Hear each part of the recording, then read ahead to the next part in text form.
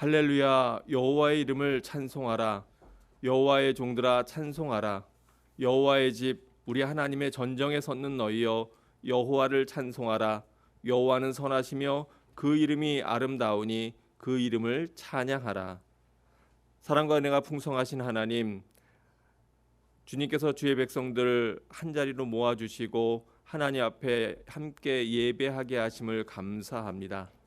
이 시간 감사와 찬미로 주님 앞에 나아가는 모든 심령들마다 하늘의 신령한 은혜로 또 이 땅의 풍성한 하나님의 은총으로 덧입혀 주시고 마음과 뜻과 정성을 모두어 오직 주님께만 모든 생각과 우리의 모든 영을 집중하는 하나님 앞에 온전히 드리는 거룩한 산 예배가 되게 인도하여 주옵소서. 우리 자신을 주님 앞에 제물로 드리기를 간절히 바라옵고 예수님의 이름으로 기도합니다. 아멘. 다 함께 자리에서 일어나셔서 우리 22장 주의 임재 앞에 잠잠해 찬양하겠습니다.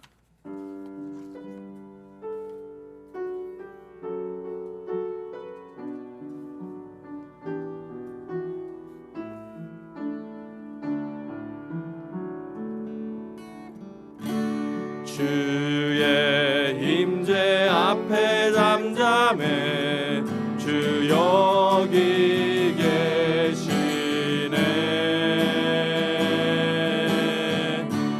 와서 모두 굽혀 경배해 진령과 진리로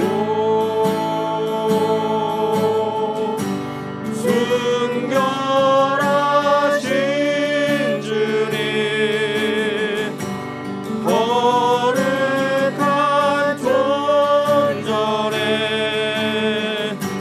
주의 임재 앞에 잠잠해 주 여기 계시네.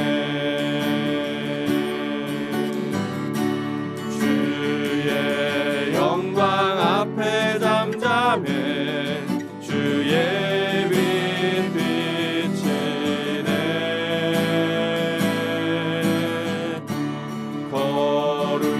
거룩한 불 태우시며 영광의 관쓰네. 그 영광 찬란해 빛 되신 우리와 주의 영광 앞에 잠잠해 주의 빛 비치네. 주의 능력 앞에 잠잠해 주 역사하시네. 죄사하고 치유하시는 놀라운 주네.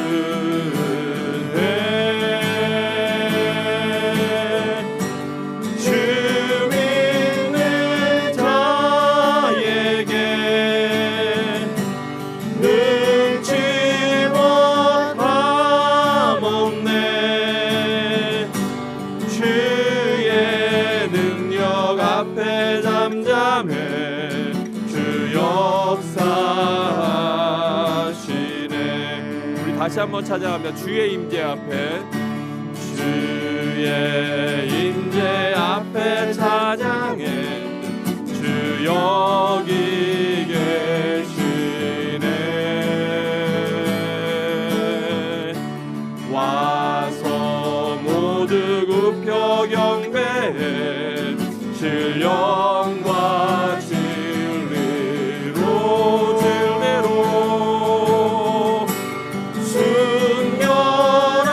순결하신 주님 거룩한 존전에 주의 임재 앞에 잠잠해 주 여기 계시네.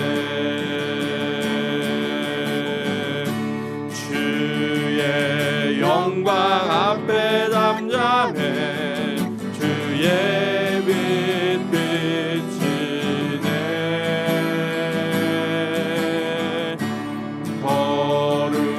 거룩한 불 태우시며 영광의 왕스레 왕스레 그 영광 찬란해 빛 대신 우리 왕 주의 영광 앞에 잠잠해 주의 빛 비치네. 주의 능력 앞에 잠잠해 주 역사하시네.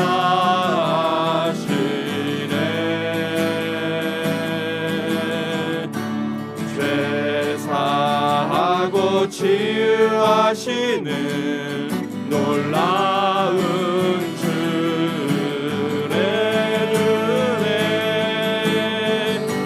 주 믿는 자에게 능치 못함 없네.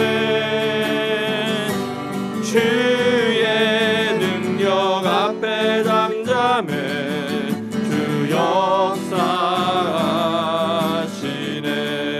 주 믿는 자에게 능치 못함 주 믿는 자에게 능치 못함 없네. 주의 능력 앞에 잠잠해 주 역사하시네. 주님께 경배드리세. 주님께 경배드리세. 주님 앞에 나와 모두 무릎 꿇고 주님께 경배드리세.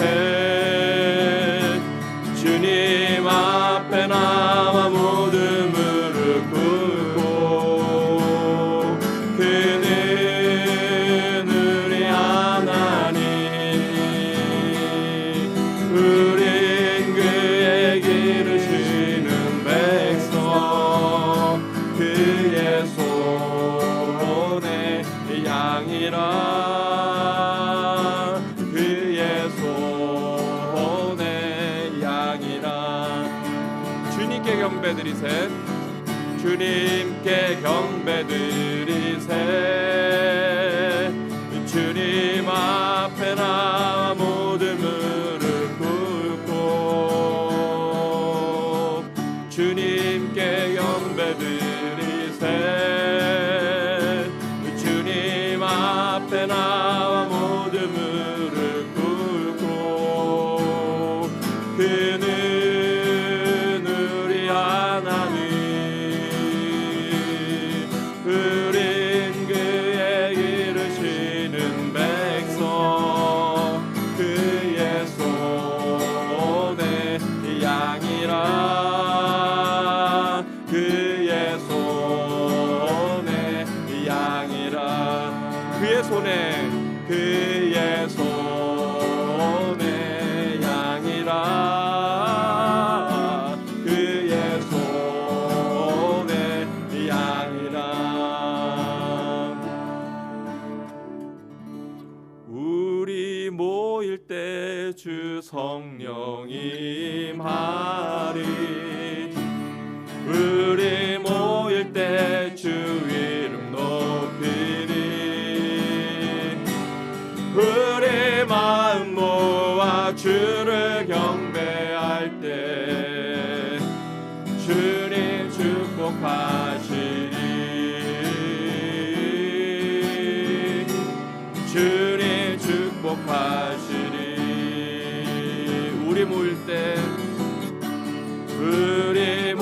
때 주 성령 임하리. 우리 모일 때 주 이름 높이리. 우리 마음 마음 모아 주를 경배할 때 주님 축복하시리 주님 축복하시리 우리 모일 때 주 성령이 임하리 우리 모일 때 주 이름 높이리 우리 마음 모아 주를 경배할 때 주님 축복하시리 주님 축복하시리 우리 코람데오 주님 앞에 기도하는 시간 갖겠습니다. 아버지 하나님, 주님 앞에 함께 모여 예배하게 하심을 감사합니다. 하나님, 우리 모인 한 사람 한 사람이 주님 앞에 단독자로 서게 하여 주옵소서. 다른 사람의 신앙이나 아내의 믿음이나 남편의 믿음이 아니라 주님 앞에 온전히 홀로 서서 참된 예배자로 서는 저희들이 되게 하옵소서. 아버지 하나님, 이 시간 마음과 뜻과 정성을 모두 주님을 바라보게 하시고 우리가 진리와 신령으로 하나님 앞에 서게 하여 주옵소서. 하나님, 지난 한 주간도 돌아보면 하나님 뜻대로 살지 못한 때 많았으며 우리의 욕심과 우리의 이기심으로 살 때 많았음을 고백합니다. 하나님 앞에 온전히 회개하지 못하고 죄악 가운데에서도 이 정도는 괜찮지라고 타협하고 우리 스스로 위로하며 살 때 많았음을 또한 고백합니다. 하나님, 주님 앞에 정직하게 서서 우리 자신을 온전히 내어놓고 하나님 앞에 벌거벗은 모습으로 서는 저희들 되게 하옵소서. 하나님 앞에 감사할 것 있다면 정말 감사와 기쁨으로 감격하며 감사하게 하시고 하나님 앞에 회개할 것 있다면 마음을 치며 애통하는 마음으로 주님 앞에 내어놓고 회개케 하옵소서. 아버지 하나님, 주님 앞에 고백할 것 있다면 우리의 중심으로 고백하게 하시고 우리 안에 막힌 산이 문제들이 있다면 주님 앞에 간구케 하여 주시옵소서. 오늘도 살아 역사하시는 주님을 바라보게 하시고 믿음으로 서게 하시며 우리 하나님 앞에만 영광 돌리며 나아가는 시간 되게 인도하여 주옵소서. 성령께서 예배드리는 한 사람 한 사람을 친히 안수하시고 우리의 중심을 아시는 하나님께서 하나님 앞에 기쁨 드리는 저희 모두가 되게 인도하옵소서. 우리의 삶의 한순간순간들마다 늘 주님과 동행하게 하시고 하나님 손 꾹꾹 붙잡고 믿음으로 이겨나가는 삶이 되게 하여 주옵소서.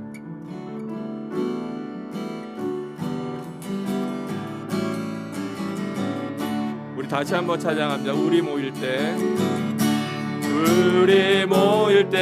주 성령이 임하리 우리 모일 때 주 이름 높이리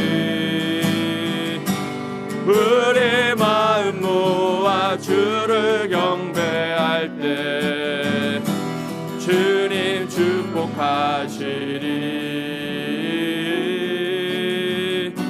주님 축복하시리 우리 모일 때 주 성령이 임하리 우리 모일 때 주 이름 높이리 우리 마음 모아 주를 경배할 때 주님 축복하시리 주님 축복하시리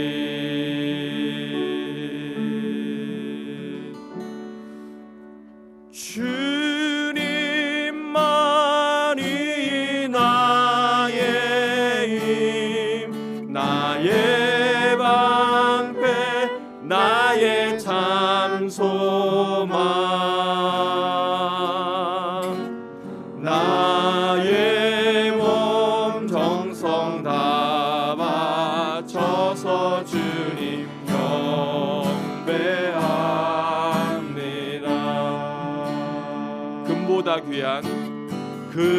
금보다 귀한 나의 주님 내게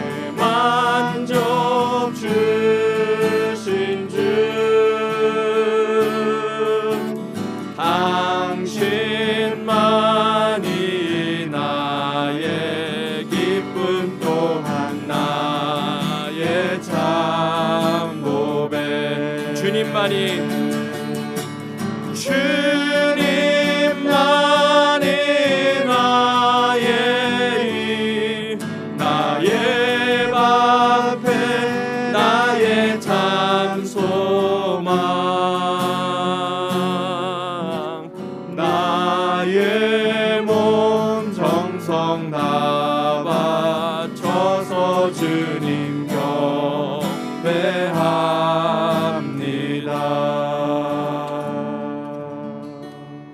아멘. 다 자리에 앉아주시기 바랍니다. 이 시간에 박영란 집사님 우리를 대표해서 기도드리시겠습니다. 사랑하는 아버지 하나님, 오늘도 주님의 부르심으로 사랑하는 성도님들과 함께 이 시간을 함께할 수 있게 허락하여 주셔서 감사합니다.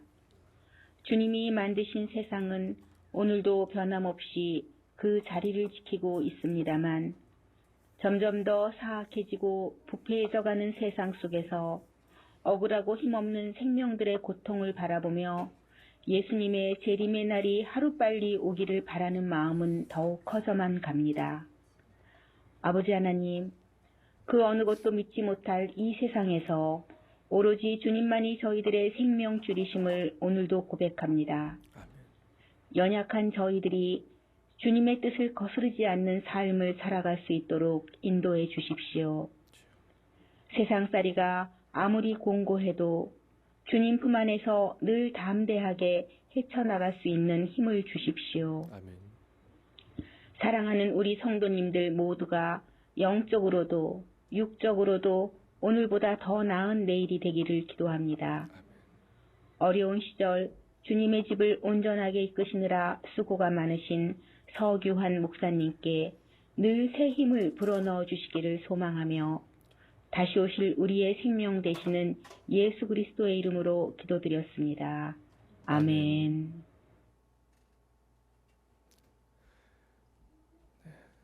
성경 말씀 베드로전서 4장 1절에서부터 6절까지 말씀을 보겠습니다.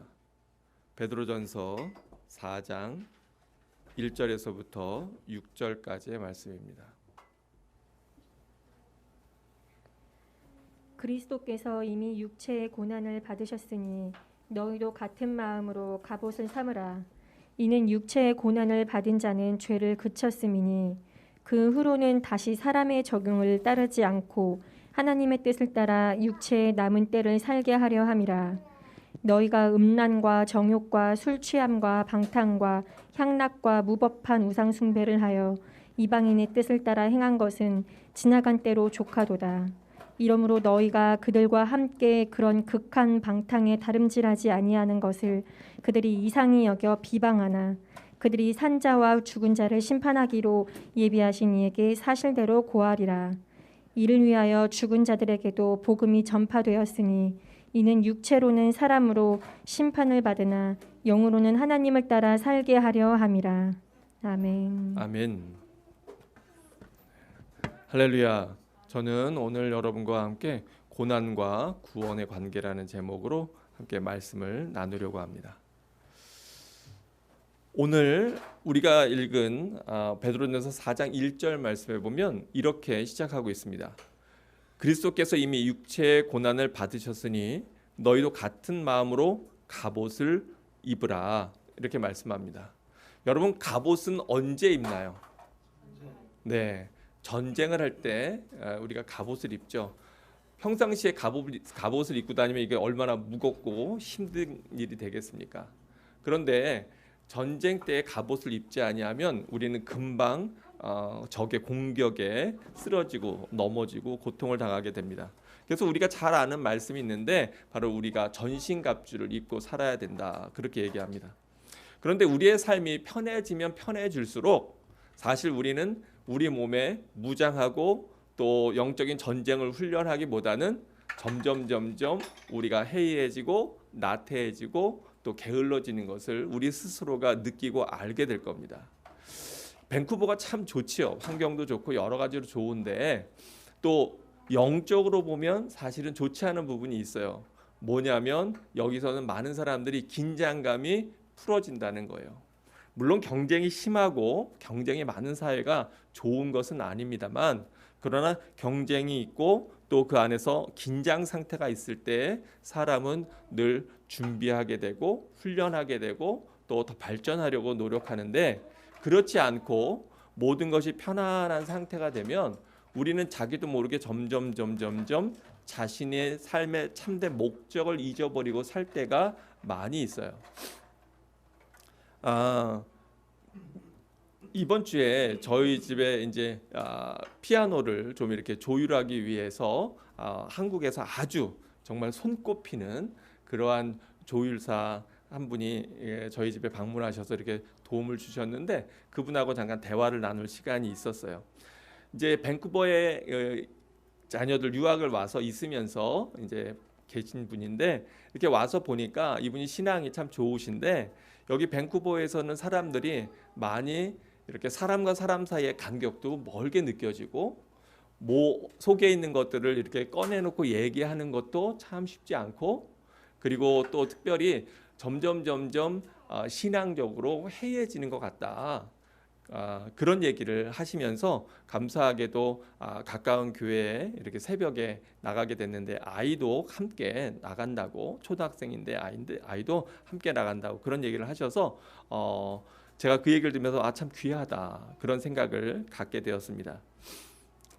우리가 잘 아는 대로 그 끓는 물에 개구리를 집어넣으면 이게 팍 튀어나가는데, 그러지 않고 찬물에 개구리를 집어넣고 서서히 가열하면 온도가 점점 끓어오르는데도 그걸 모르고 있다가 거기서 죽는다고 하는 그러한 실험을 여러분 이야기를 들으신 적이 있을 겁니다.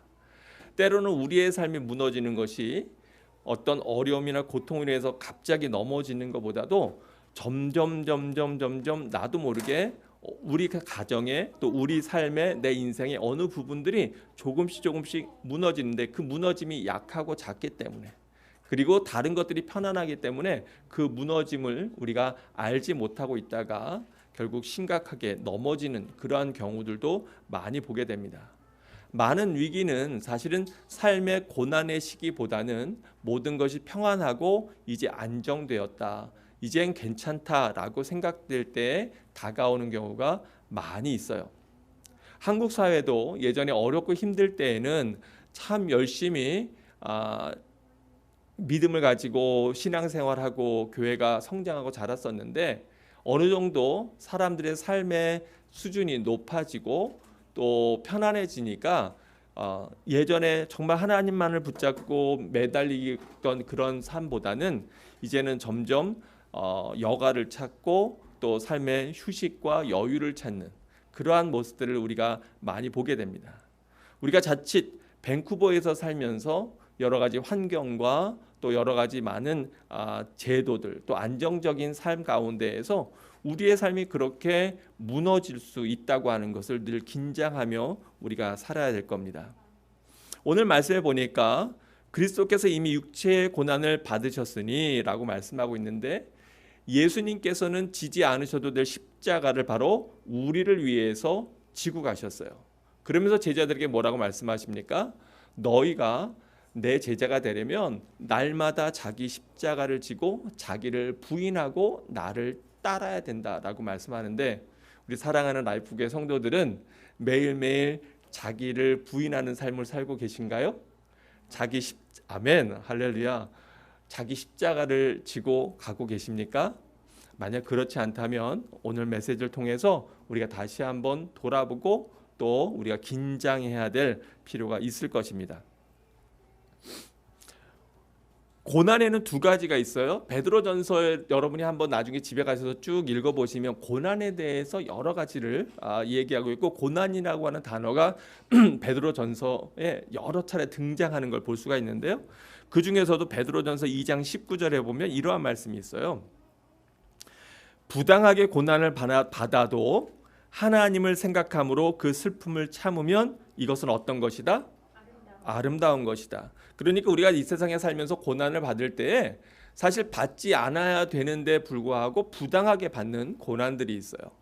요 구절의 바로 앞에 보면 직장에서의 상사에 대한 이야기가 나옵니다. 너희에게 선대하고 잘하는 상사에게뿐만 아니라 까다로운 자에게라도 너희가 선대해야 된다는 내용이 나오고, 그리고 이 대목이 나오는데, 우리가 직장에서 일하다 보면 참 어이없거나 억울하거나 답답할 때를 당할 때도 있고요. 내 잘못이나 내 실수가 아닌데 내가 괜히 그걸 덤태기 쓰고 고통을 겪는 경우들도 있고요.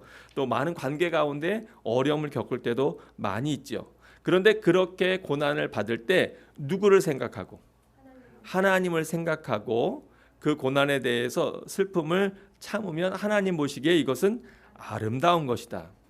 그런데 고난이 그런 고난만 있는 건 아니에요. 2장 20절에 보니까 어떤 고난이 있냐면, 죄가 있어서 매를 맞고 참으면 무슨 칭찬이 있으리요. 이거는, 이 고난은 누구의 잘못으로 인해서, 누구의 죄로 인해서 오는 고난이죠? 네, 내 죄로 인해서 오는 고난이에요. 성도들의 가정이나 또 주변의 많은 사람들을 보면 어떤 일들에 대해서 지나치게 욕심을 내거나 또 자기의 수준이나 분수를 넘어서는 과도한 투자라든가, 또한 일확천금을 꿈꾸고 그 일들을 했다가 어려움을 겪는 경우들을 보게 됩니다. 한국에서 요즘에 많이 쓰는 말이 뭐냐면 영끌이에요. 그죠? 네, 그게 무슨 말이죠? 영혼까지 끌어모아서 뭔가 투자하고 이러는데, 청년들이 많이 하는 게 뭐냐면은 그 암호화폐, 예, 이거에 많이 투자하더라고요. 왜 그런지 저도 사회의 세상의 흐름에 관심이 있기 때문에 왜 청년들이 답답한 마음으로 그렇게 하는지 모르는 바가 아니에요.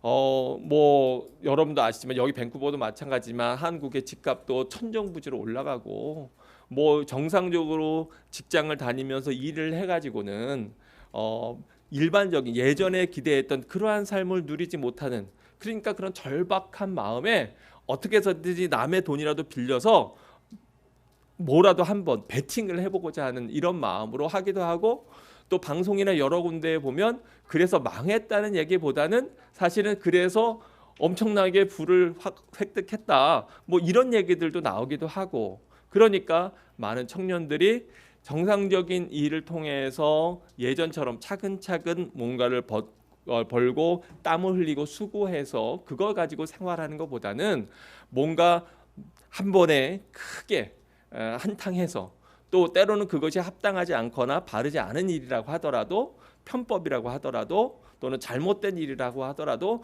그렇게 해서 한몫 챙겨서 살면 그게 똑똑하고 잘 사는 거지 라고 생각하는 잘못된 그런 생각을 갖고 있는 사람들도 있는 것을 우리가 대화 가운데 또 주변에 보면 가끔 보게 됩니다. 그런데 사실은 많은 경우에 통계적으로 보면 그렇게 해서 사실 덕을 보고 또 재정적으로 부자가 되었다고 하는 사람들보다는 사실은 큰 손실을 보는 사람들도 많이 있는 걸, 훨씬 더 많은 수가 큰 손실을 보는 걸 우리가 많이 보게 돼요. 그래서 그것은 투자라기보다는 어떻게 보면 도박이다, 우리가 그렇게 얘기할 수도 있을 텐데, 이제 그런 식으로 예를 들면 너무나 과도하게 분수에 지나치게 뭐 이런 것들을 하다가 어려움을 겪는 경우도 많이 보게 되죠.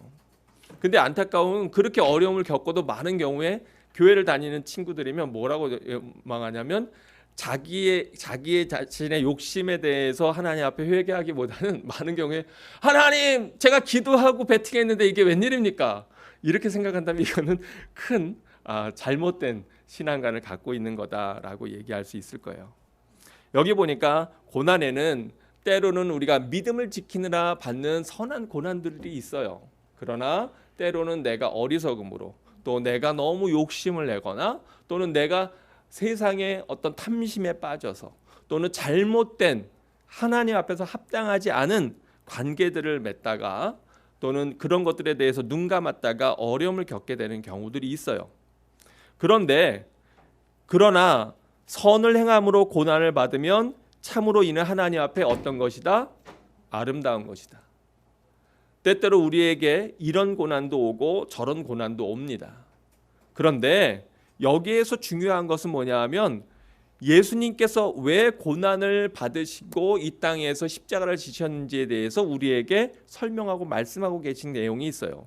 21절에 보니까 이렇게 되어 있는데, 바로 우리가 부름을 받은 것은 이렇게 자기의 욕심이나 자기의 잘못, 자기의 죄악으로 인해서 고난을 받는 것 때문에 부름을 받은 것이 아니라 바로 선을 행함으로 고난을 받는 것, 예수 그리스도를 증거하다가 핍박을 받는 것, 주변에 하나님을 알지 못하는 사람들에게 복음을 전하다가 또 세상의 흐름에 흘러가지 아니하고 그 세상의 흐름에 거슬러서 하나님의 말씀을 내 진리로 삼고 그것을 붙잡고 나아가다가 겪는 고난 가운데에서 우리가 부르심을 받았다는 거예요. 주님께서 우리 예수님께서 제자들에게 자기 십자가를 지고 자기를 부인하고 날마다 나를 따르라고 하는 것은 우리로 하여금 고통을 겪게 하시기 위함이 아니라 바로 그 길들을 통해서 좁은 문으로 들어가고 그것이 구원에 이르도록 예수 그리스도를 닮아가는 작은 그리스도인으로서 살아가라고 우리 그 말씀을 하신 것을 우리가 기억해야 할 것입니다. 오늘 본문에 뭐라고 말씀하고 있는가 하니 21절에 보니까 그리스도도 너희를 위하여 고난을 받으사 너희에게 본을 끼쳐 그 자취를 따라오게 하려 하셨느니라. 왜 예수님께서 이 세상에 오셔서 십자가를 지셔야만 됐을까? 바로 우리의 죄 때문인데, 그리고 또 그것을 하나님께서 그 고통당함을 성경에 기록하시고 우리로 알게 하시고 예수 그리스도의 고난과 순환을 통해서 우리가 눈물 짓게 하신 그 이유는 바로 우리들도 그렇게 선을 행함으로 고난을 받는 것으로 예수 그리스도의 모습을 본을 삼아 우리가 그 자취를 따라가게 하기 위해서 우리로 부르셨다라고 오늘 성경은 말씀하고 있어요. 여러분, 고난이 왜 우리에게 도움이 됩니까? 또 고난이 어떻게 우리에게 구원과 관련이 됩니까? 오늘 우리가 읽었던 베드로전서 4장 1절로 돌아가서 보면 바로 이렇게 육체의 고난을 받은 자들은 뭐를 그쳤다고 얘기하고 있어요? 죄를 그쳤다. 그리고 2절에 보니까 그 후로는 다시 사람의 정욕을 따르지 않고 하나님의 뜻을 따라 육체에 남은 때, 그 전에 고난받기 전에는 내가 내 마음대로 내 뜻대로 살았지만 바로 그 고난과 고통을 통해서 이제는 내가 정신 차리고 정말 하나님이 기뻐하시는 일을 하면서 살아야 되겠구나 라고 하고 그 죄를 멈추고 하나님의 뜻을 따라 육체의 남은 시간들을 바르게 살게 하기 위해서 바로 우리의 고난이 있다고 얘기하는 거예요. 4장 3절에는 이 세상의 죄들에 대해서 소개하고 있습니다. 어떤 죄들이 있습니까? 너희가 음란, 또 정욕과 술 취함과 방탕과 향락과 또 우상 숭배, 이방인의 뜻, 즉 세상의 뜻을 따라서 행한 모든 일들, 이런 것들이 하나님의 뜻을 거슬러서 우리가 이 세상에서 살아가면서 행하는 많은 죄들이라는 거예요. 그런데 여러분 한번 생각해 보세요. 이런 음란한 것, 또 정욕들, 또 술 취하고 방탕하고 향락과 세상의 즐거움을 따라가는 많은 것들이 여러분의 삶의 고점에 있을 때 여러분이 그렇게 했습니까? 아니면 여러분이 깊은 고난의 자리 속에 있을 때 이런 것들을 주로 따라갑니까? 주로 어떤 것 같아요? 고난 가운데? 예를 들면 건강했던 사람이 갑자기 몸에 큰 중병이 생겨서, 그래서 왜냐면 여기 보면 육체의 고난을 얘기하고 있거든요. 중병이 생겨서 털컥하고 쓰러졌어요. 병원에 누워 있어요. 그런 사람이 이런 음란, 정욕, 술 취함, 방탕, 향락 이런 것들을 즐겨 할 수 있을까요? 하기 어렵겠죠. 네. 우리가 잘 아는 비유 가운데 탕자의 비유가 있어요.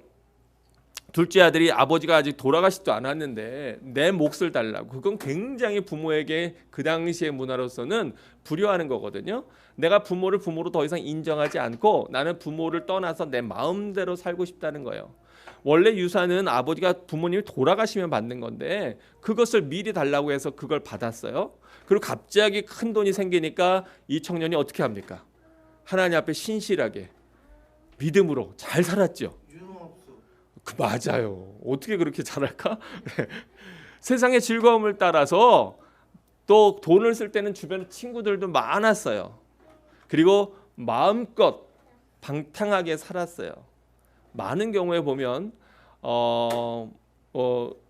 오늘 아침에도 이렇게 이제 아침 식사를 하면서 그 어느 연예인의 간증을 이렇게 잠깐 새롭게 하소서를 통해서 듣는 때가 있었는데, 잘 나가니까 자기가 어려울 때 힘들 때는 그저 하나님 앞에 매달렸다는 거예요. 목사님 아들인데 하나님 저 좀 도와주십시오. 그리고 막 간구했었는데 이 모든 것들이 잘 풀리고 또 잘 되고 세상의 이름이 알려지니까 점점 타락하기 시작해서 그래서 낮보다는 밤을 훨씬 더 좋아. 네. 그렇게 됐었다고 이제 그런 간증을 하는 것을 오늘 아침에 식사하면서 이렇게 봤었는데, 많은 경우에 보면 우리 주변에 그 사람이 어렵고 힘들 때보다는 잘 나갈 때 하나님을 잊어버리는 걸 많이 보게 됩니다. 삶이 안정이 되고 직장을 얻게 되고 또 모든 것들이 잘 되어 간다고 생각할 때 그때 하나님을 잊어버리기 쉬워요. 저는 우리 교회 성도들이 참 귀하다고 생각하는 건 그렇게 삶이 안정되어 가도 하나님을 잊어버리는 것이 아니라 더욱더 믿음으로 주님 앞에 신실하게 사는 하나님의 백성들이라고 믿기 때문에 참 감사합니다. 그런데 안타깝게도 세상에는 그러지 못한 경우들이 많이 있지요.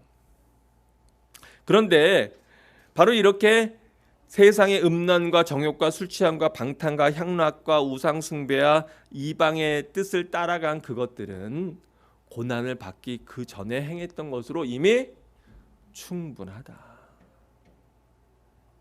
탕자에게 어쩌면 아버지가 그런 말씀하실지 몰라요. 너 이제 세상 것 즐겨봤잖니? 해봤잖니? 그것이 얼마나 허무한 것인지. 그 잠깐 짜릿함, 그 찰나의 감각과 즐거움이 있지만 그러나 그것이 얼마나 덧없는 것인지, 그리고 그것이 얼마나 구름 같은 것인지 네가 경험해 보지 않았니?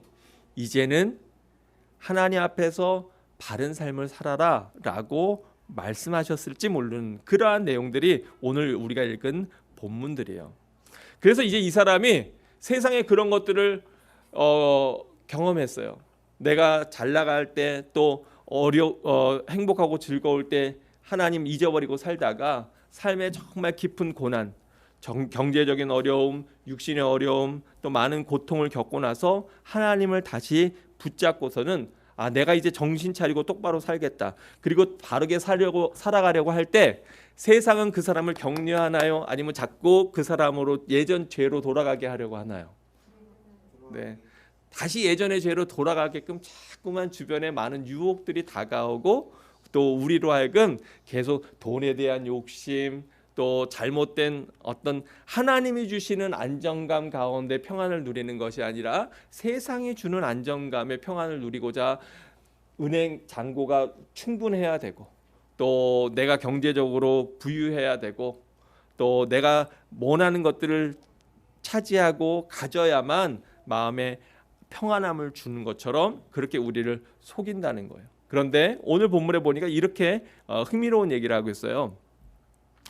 그러므로 너희가 그들과 함께 그러한 극심한 방탕에 다름질하지 아니하는 것을 세상 사람들이 이상하게 여겨서 뭐 한다고요? 비방하나 욕한다고 얘기하고 있어요.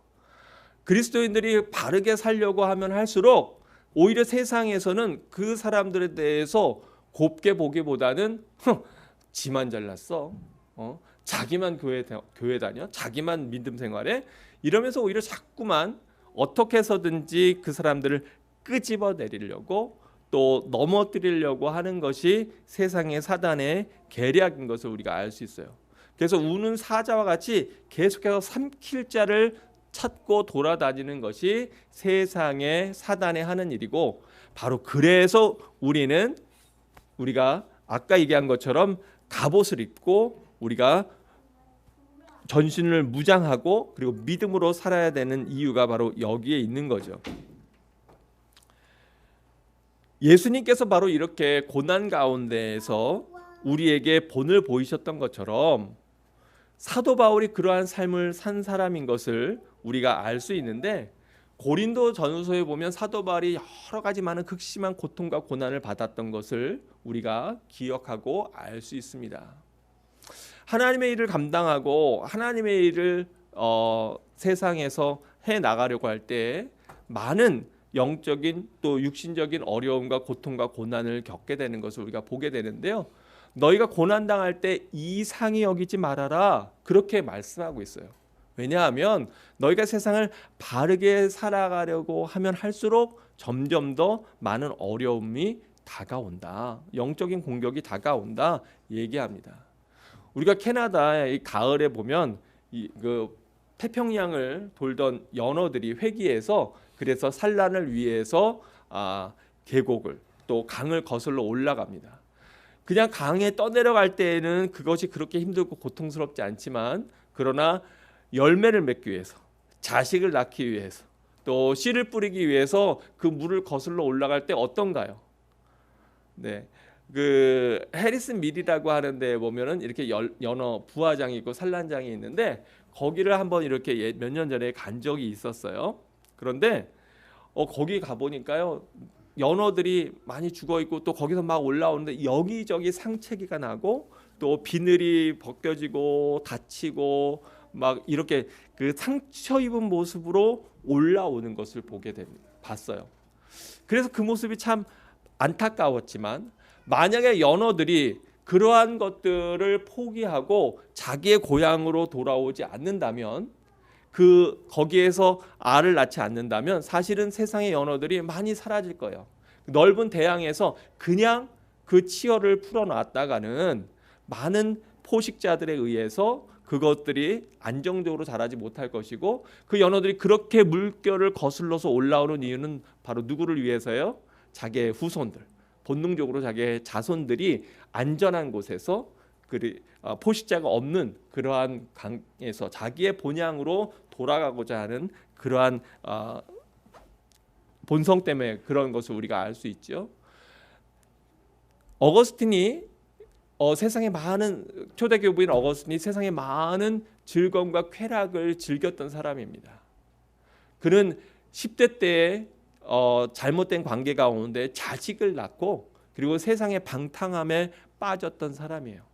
근데 그가 그렇게 세상의 즐거움을 찾아봤지만 참된 만족을 얻지 못하다가 결국은 하나님을 만나고 진정한 만족과 평안을 알게 되고, 그리고 이제 그가 한 유명한 말 가운데 내가 하나님께로부터 나왔기 때문에 하나님께로 돌아가기 전까지는 나에겐 참된 평안과 만족이 없었습니다 라고 고백하고 있는 유명한 이야기를 여러분 기억할 것입니다.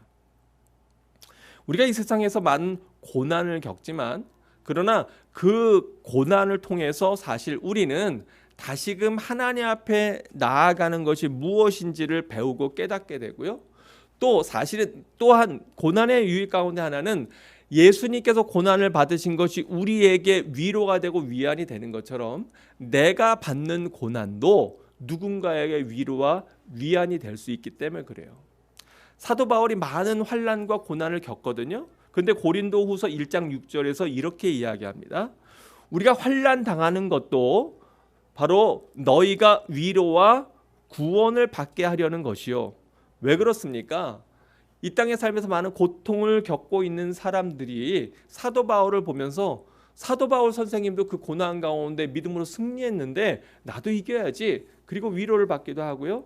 또 사도 바울이 그렇게 고난을 받은 것은 그리스도를 증거하고 전하기 위하여서 감당하지 않아도 될 그러한 많은 사명들을 감당하느라 고통을 당하고 매를 맞고 굶주리고 강도의 위협과 풍랑의 많은 위협들을 겪었던 것이잖아요. 바로 그것이 내 주변에 있는 사람들, 내 자녀들, 내 영적인 자녀들을 구원의 길로 인도하기 위한 수고와 또 십자가의 고통이 아니었겠습니까?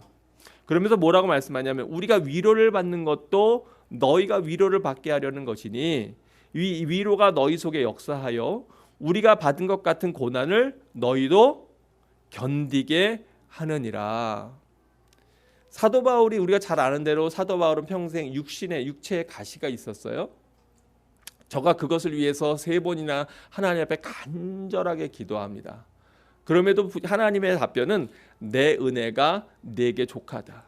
네가 연약하기 때문에, 네가 강하고 능력 있고 힘이 있어서 사도로서의 사명을 감당하는 것이 아니라 네가 연약한데 그 연약함 가운데에서 하나님의 사명을 감당하는 그것을 통해서 오히려 사람들이 위로받고 사람들이 힘을 얻는 거야 라고 하나님께서 말씀하고 있는 것처럼 내가 약함으로 강하다라고 하는 사도 바울의 고백을 여러분 기억할 것입니다. 바로 사도 바울이 또 많은 하나님의 자녀들이 또 믿음의 선배들이 이와 같이 고난을 받은 것은 바로 고난을 받으면서 견딘 것을 보고 우리들도 또한 그러한 고난을 받으면서도 믿음으로 견디게 하기 위함이라는 거예요. 사실 사도 바울의 육체의 가시가 저희 가정에는 얼마나 큰 위로가 되는지 몰라요. 만약 그러지 않았다면, 그런 내용이 없었다면 얼마나 많은 마음이 힘들고 얼마나 마음이 절망스럽겠습니까? 얼마나 육신의 고통과 아픔과 질병 가운데 있는 사람들이 많이 심적으로 영적으로 괴롭겠습니까?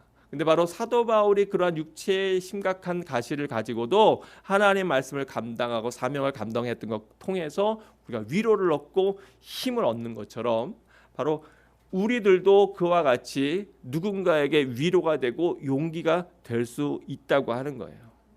그래서 여러분, 고난이 왜 우리의 구원과 연관되어 있습니까?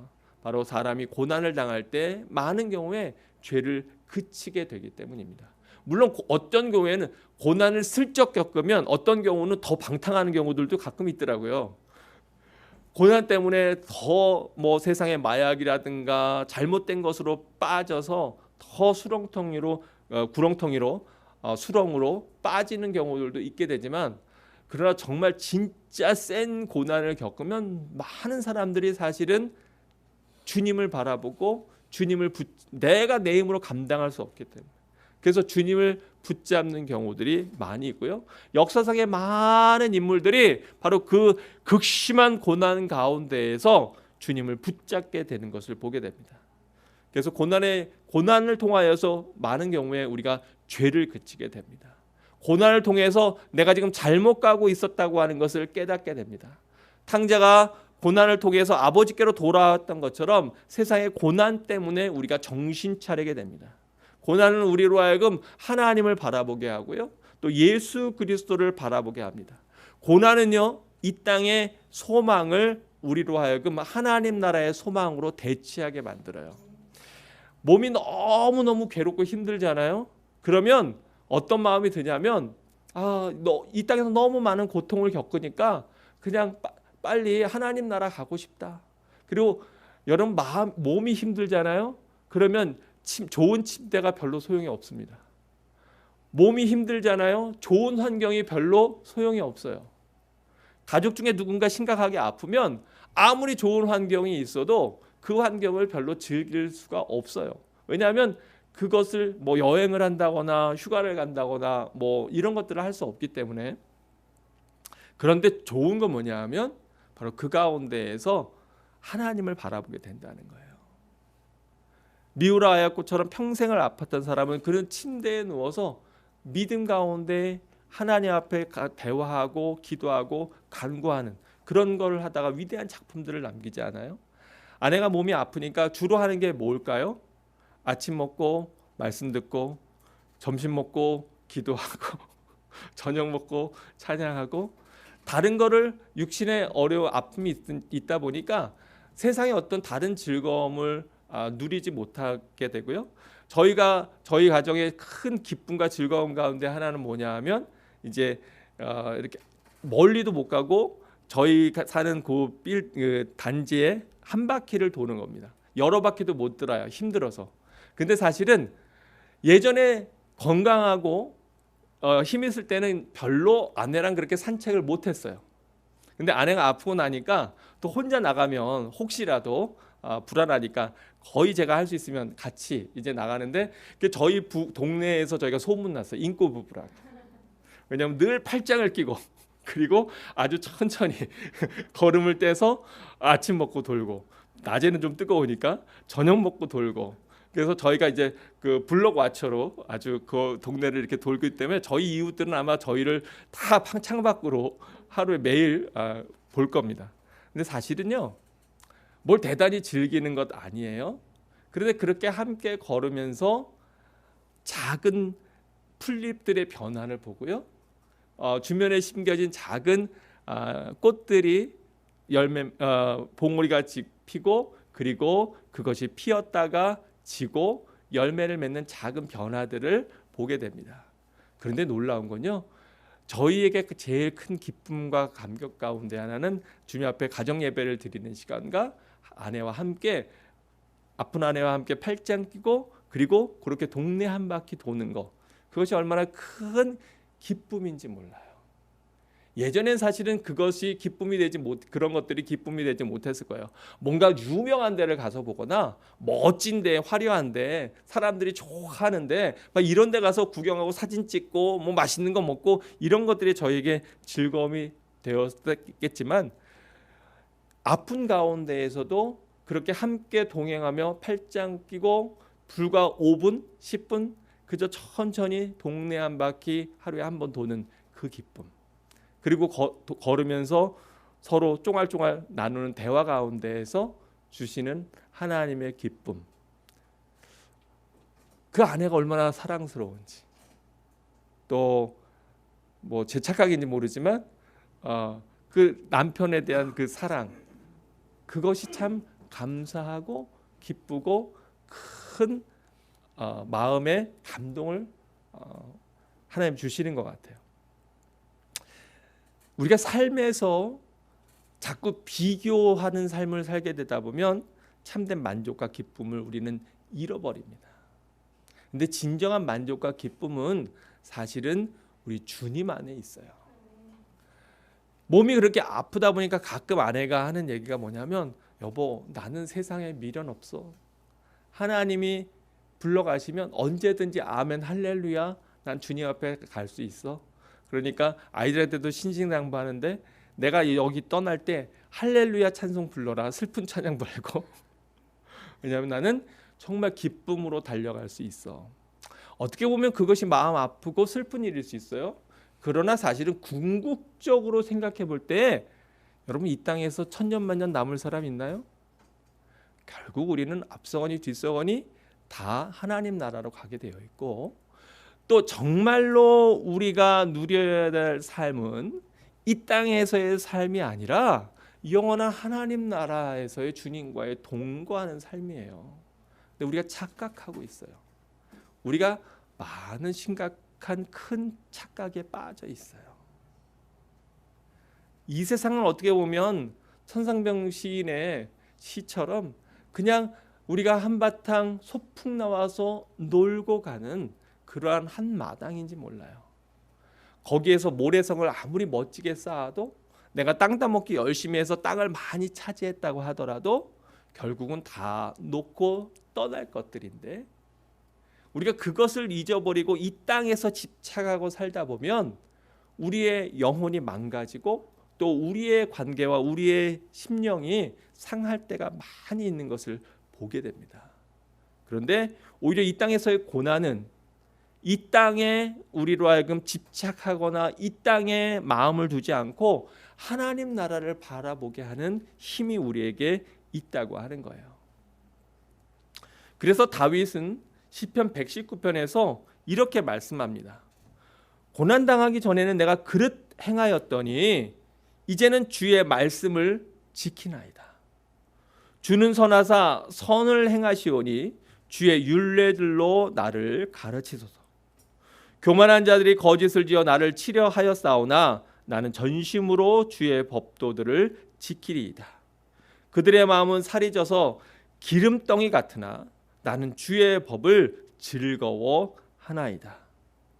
고난당하는 것이 내게 유익이라 이로 말미암아 내가 주의 율례들을 배우게 되었나이다. 여러분, 성경의 인물 가운데 고난 없이 위대한 사명을 감당한 사람이 있던가요? 여러분 주변 사람 가운데 고난 없이도 정말로 하나님을 신실하게 잘 믿고 또 신실하게 하나님을 섬기는 그러한 사람이 있다면 그건 너무너무 귀한 것이지만 사실은 그것이 참 쉽지 않다. 왜냐하면 잘못하면 그 사람의 겉모습은, 그 사람의 행위는 그럴듯해 보이고 믿음이 있을지 모르지만, 그러나 하나님이 가장 싫어하시는 것, 바로 그 사람에게 교만이 없었기 때문에 나는 뭐든지 잘 돼, 나는 다 할 수 있어 라고 하는 교만이라고 하는 잘못된 모습이 신앙인의 모습 가운데에서도 들어가 있을 수 있다고 하는 거예요.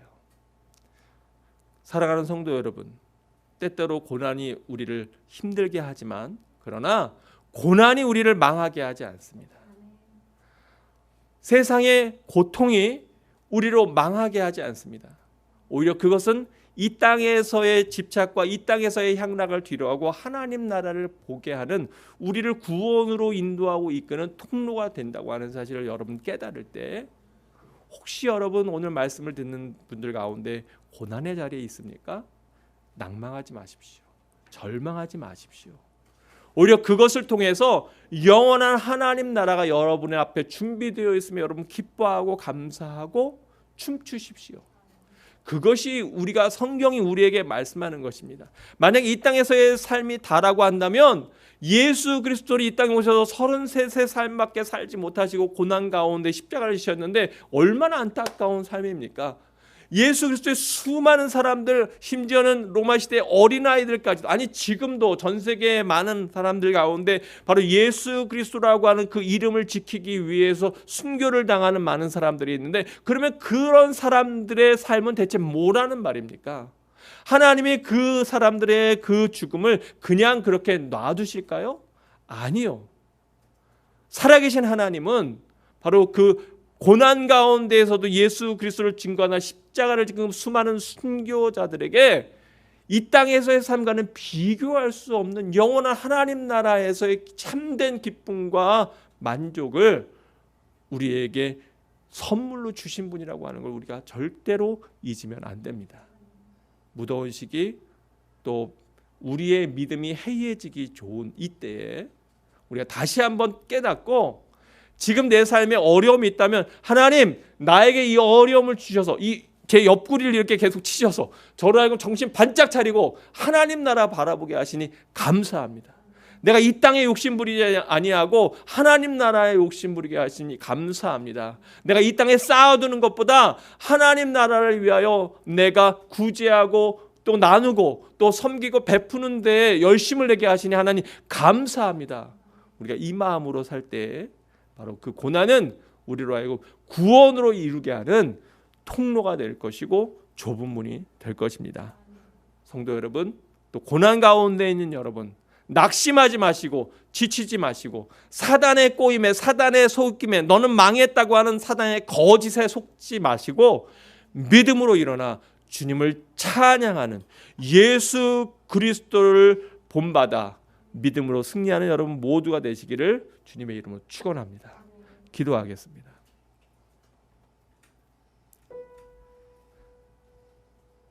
사랑의 아버지 하나님, 감사합니다. 우리가 믿음으로 산다고 하지만 그러나 때로는 우리가 해이해지고 또 세상의 즐거움을 자꾸만 곁눈질하며 그것을 부러워하는 눈으로 바라볼 때 있음을 고백합니다. 아버지, 그러나 어리석은 눈으로 세상의 풍조에 따라가는 자 되지 않게 하시고 우리 자신을 주님 앞에 거룩한 산 제물로 내어놓아 아버지 하나님의 예수 그리스도의 보혈로 성결함을 입고 흰옷 입은 주의 백성 되게 하여 주심을 감사합니다. 아버지 하나님, 오늘도 주님 앞에 나와서 예배하게 하심을 감사합니다. 마음을 다하여 말씀을 들은 모든 자들에게 이 말씀이 마음의 귀한 씨앗으로 떨어져서 30배, 60배, 100배 풍성한 열매 맺게 하시고 또 삶의 고난 가운데 있는 자들이 새로운 힘과 용기를 얻어 주님을 바라보며 믿음으로 살아나가는 그러한 시간이 되게 인도하여 주옵소서. 아버지 하나님, 우리가 바른 이 땅에 딛고 있지만 고개 들어 하나님 나라를 바라보게 하여 주시고 고난당한 것이 내게 유익이라고 고백하는 다윗의 고백과 내가 고난을 받음으로 견뎌낸 것을 통하여 너희들을 위로한다고 하는 사도 바울의 고백과 예수 그리스도의 고난을 통하여서 바로 우리의 육체는 심판을 받으나 영으로는 하나님을 따라 살게 하시는 하나님의 은혜를 누리고 또 그것으로 우리의 심령을 채우는 성도들 되게 인도하옵소서. 주님께만 모든 영광을 올려드리며 예수님의 이름으로 기도드리옵나이다. 아멘.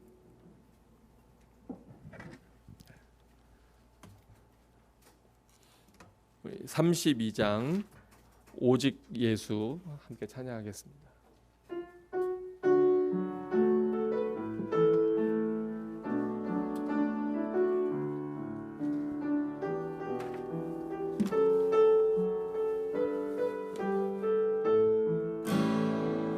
오직 예수 다른 이름은 없네.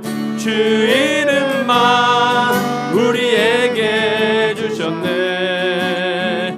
오직 예수 다른 이름 없네. 오 영광과 존귀 권세와 찬양 받으실 분 오직 주 예수. 오직 예수 다른 이름은 없네. 주 이름만 우리에게 주셨네. 오직 예수 다른 이름 없네. 오 영광과 존귀 권세와 찬양 받으실 분 오직 주 예수. 온 땅 위에 홀로 높으신 이름 하늘 위 높이 들리셨네. 온 땅 위에 홀로 높으신 이름 영광과 존귀와 찬양 드리세. 오직 예수 다른 이름은 없네. 주 이름만 우리에게 주셨네. 오직 예수 다른 이름 없네. 오 영광과 존귀 권세와 찬양 받으실 분 오직 주 예수. 온 땅 위에 홀로 높으신 이름 하늘 위 높이 들리셨네. 온 땅 위에 홀로 높으신 이름 영광과 존귀와 찬양 드리세. 오직 예수 다른 이름은 없네.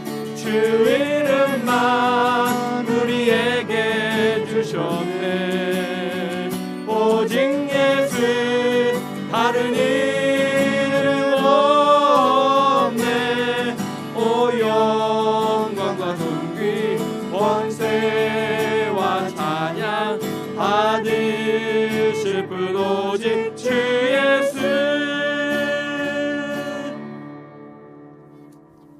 예수 하나님의 공유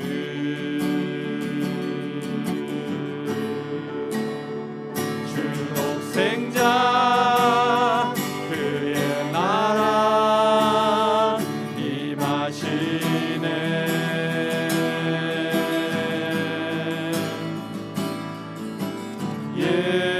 예수 재물이 되신 주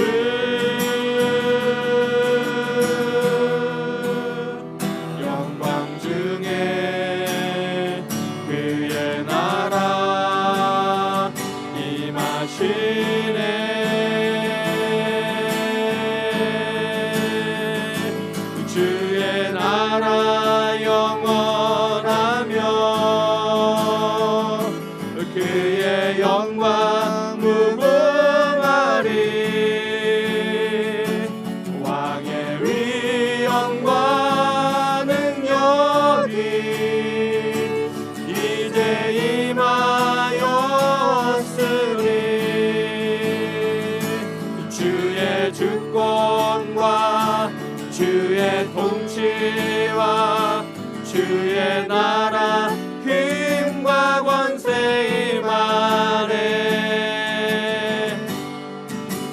예수 하나님의 공의 예수 하나님의 사랑 그 사랑 주의 은혜와 말씀으로 나타났네.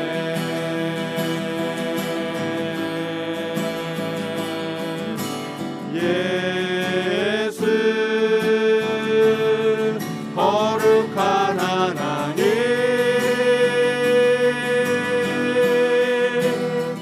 영광 중에 그의 나라 임하시네.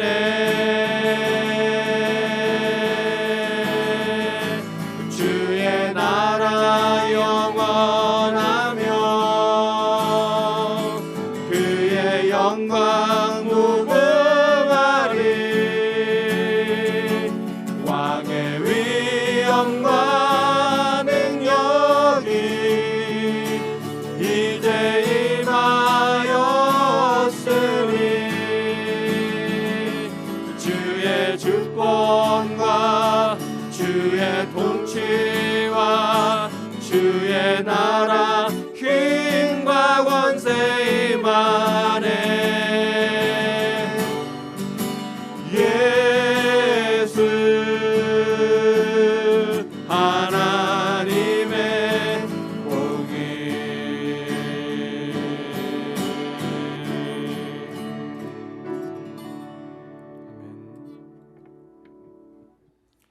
이제는 길이요 진리요 생명이 되시는 우리 구주 예수 그리스도의 크신 은혜와 아버지 하나님의 무한하신 사랑하심과 성령의 감화 감동 교통하심이 고난 가운데서도 죄를 그치고 하나님 바라보며 믿음의 구원의 길로 나아가고자 하나님 앞에 간구하고 결단하는 사랑하는 모든 주의 자녀들 위해 이제로부터 영원히 함께 하시기를 간절히 축원하옵나이다. 아멘.